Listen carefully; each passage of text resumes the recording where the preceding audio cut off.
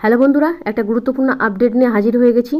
আপনারা জানেন যে শিক্ষক শিক্ষিকাদের দাবি দাওয়াগুলো পূরণের জন্য তারা একাধিকবার ডেপুটেশন দিয়ে যাচ্ছে এবং তারা তাদের দাবি দাওয়াগুলো পূরণের জন্য বিভিন্ন জায়গায় বিক্ষোভ অবস্থান করছে।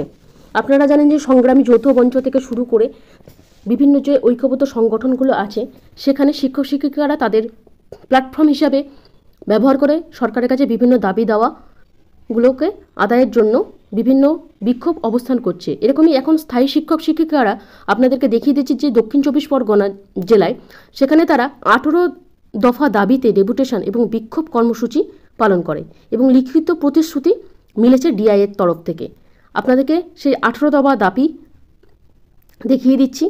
আপনারা জানেন যে অফিসের এক শ্রেণীর কর্মীদের বিরুদ্ধে উৎকোচ নিয়ে কাজ করার অভিযোগে বিভিন্ন কারণে প্রাপ্য এরিয়ার যেটা বকেয়া প্রদান, রোপা 2019 ফিক্সেশন কপি প্রদান, অফিসে ফাইলের অনলাইন ফাইল ট্র্যাকিং সিস্টেম চালু, ডায়মন্ড হারবার এডিআই অফিস স্থায়ী ভবনে স্থানান্তর সহ প্রায় 18 দফা দাবিতে আলিপুরে ডিআইয়ের কাছে ডেপুটেশন এবং বিক্ষোভ অবস্থান করল মাধ্যমিক শিক্ষক ও শিক্ষাকর্মী সমিতি এসটিইএ।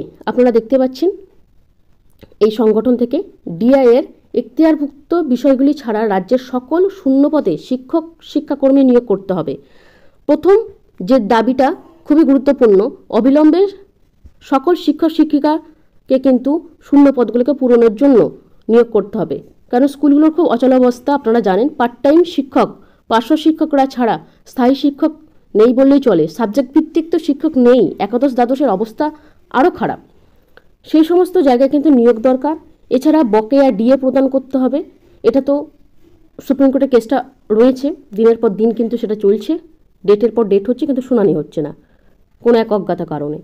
স্বাস্থ্য বিমার WBHS এটা কিন্তু দরকার, কারণ শিক্ষকদের এই ধরনের কোনো বিমা নেই, সেটা চালুর দাবিও কিন্তু জানানো হচ্ছে। আলিপুরের নব প্রশাসনিক ভবনে জমায়েত হয়ে জেলা শাসক ভবন ও কোর্ট চত্বরে একটি বিক্ষোভ মিছিল করে শিক্ষক ও শিক্ষাকর্মীরা। সকাল থেকে অফিস করিডোরের মেঝেতে বসে একটানা অবস্থান বিক্ষোভ চলতে থাকে। দাবিগুলো না মানা পর্যন্ত সারা রাত অফিস ঘেরাও করে রাখার হুমকি পর্যন্ত দেয় শিক্ষকরা। পুলিশের হস্তক্ষেপে জেলা বিদ্যালয় পরিদর্শক জয়ন্তী তিনি জানান, সহকারী বিদ্যালয় পরিদর্শক অভিজিৎ দে, মোহাম্মদ হাসানুজ্জামান প্রভৃতি নেতৃত্ববর্গ অফিসের এক প্রতিনিধিদের সাথে সংগঠনের প্রতিনিধিদের সাথে প্রায় 3 ঘন্টা আলোচনা হয়। তাদের দাবি দাওয়াগুলো বোঝার চেষ্টা করেন এবং সেগুলো তারা শোনেন। অবশেষে রোপা ফিক্সেশন কপির কাজ আগামী 1 আগস্ট থেকেই শুরু হবে। এডিআরের কাজ আগামী 20 আগস্ট থেকে শুরু করা হবে। পুজোর পর অনলাইন ফাইল ট্র্যাকিং শুরু হওয়ার লিখিত প্রতিশ্রুতি দিলে ডেপুটেশন তোলার সিদ্ধান্ত নেয় আন্দোলনকারীরা।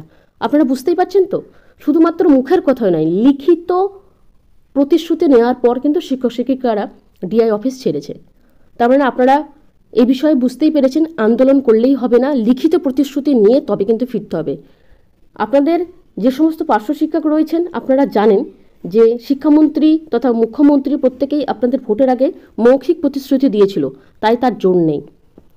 যদিও মন্ত্রীদের কাছ থেকে লিখিত প্রতিশ্রুতি আদায় করাটাও চারটিখানি ব্যাপার নয়, সেখানে ডিআই অফিস থেকে এক ধাপ এগিয়েও শিক্ষকরা তাদের লিখিত প্রতিশ্রুতি আদায় করার পরে কিন্তু ফিরেছেন। সমিতির পক্ষ থেকে ডেপুটেশনের নেতৃত্ব দেন জেলা সভাপতি ডক্টর প্রসেনজিৎ দাস, সম্পাদক ছিলেন অনিমেষ হালদার। রাজ্য সহসভাপতি পঞ্চানন ময়রা থেকে শুরু করে বিভিন্ন নেতৃত্ববর্গ তারা উপস্থিত ছিলেন। বিক্ষোভ অবস্থানে বক্তব্য রাখেন সাধারণ সম্পাদক, জেলা সহ সম্পাদক তারা ছিলেন এবং শিক্ষক শিক্ষিকা কর্মীবৃন্দ থেকে শুরু করে প্রায় 2 শতাধিক শিক্ষক ও শিক্ষাকর্মী তারা কিন্তু অবস্থানে ছিলেন। শিক্ষাকর্মীদের ডিআই অফিস থেকে বিভিন্ন সমস্যার সমাধানে তারা বদ্ধপরিকর। আজকে প্রধান দাবিগুলো তারা পূরণের ডিআই ম্যামের লিখিত প্রতিশ্রুতি মেলায় তারা লাগাতার অবস্থান তুলে নেওয়া হয়েছে, সেটা তারা জানিয়েছে। আগামী 1 আগস্ট থেকে কাজ শুরু হচ্ছে, কিন্তু প্রতিশ্রুতি অনুযায়ী যদি কাজের অগ্রগতি না হয় তাহলে 15 দিন পর থেকে অফিস থেকে তারা পরবর্তী তীব্র আন্দোলনের কর্মসূচি ঘোষণা করবে। তারা কিন্তু এটা জানিয়েও এসেছে।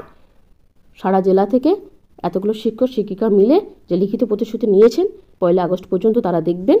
তারপরে যদি 1 আগস্ট থেকে তাদের কাজের অগ্রগতি না মেলে তারা কিন্তু বৃহত্তর আন্দোলনে যাবে।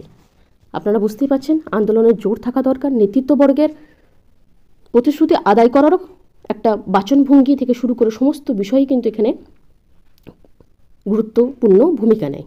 তো দেখা যাক পরবর্তীকালে যে এই শিক্ষক শিক্ষিকাদের যে দাবি দেওয়া সেগুলো পূরণের পথে কতটা তারা এগিয়ে যান। পরবর্তী ভিডিওতে আপনাদেরকে এরকম আপডেট দেবো। আজকের মতো এইটুকু। ভিডিওটা দেখার জন্য ধন্যবাদ।